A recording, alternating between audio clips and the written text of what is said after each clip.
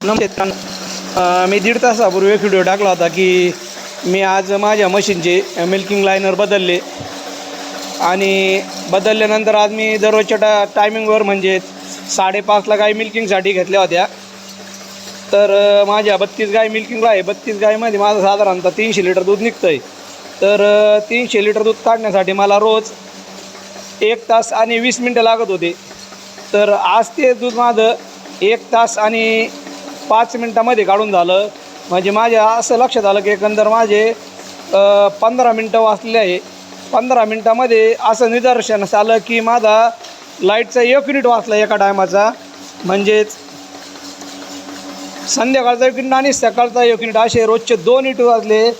तर आजच्या हिशोबाने जर धरलं तर 60 युनिट म्हणजे 60 युनिटचे महिन्याला 800 रुपये वाचले. 800 रुपये म्हणजे वर्षाचे 9,600 रुपये वाचले माझे. म्हणजे मिशन प्रॉफिटमधून थोडेसे बारीक गोष्ट म्हणजे साधी लायनर बदलले आणि लायनर बदलल्यामुळे जर समजा वर्षाकाठी 9,600 रुपयाचा फायदा होत असेल तर आपल्या गोट्यामध्ये कितीतरी अशा बारीक गोष्टी तर त्यावर आपण जर काम केलं तर खरोखर आपला लाखो रुपयाचा फायदा होईल. खरंच सरांचे काल 4 शब्द कानावर पडले आणि मी माझ्या गोट्यामध्ये काही बदल करण्यास सुरुवात केली.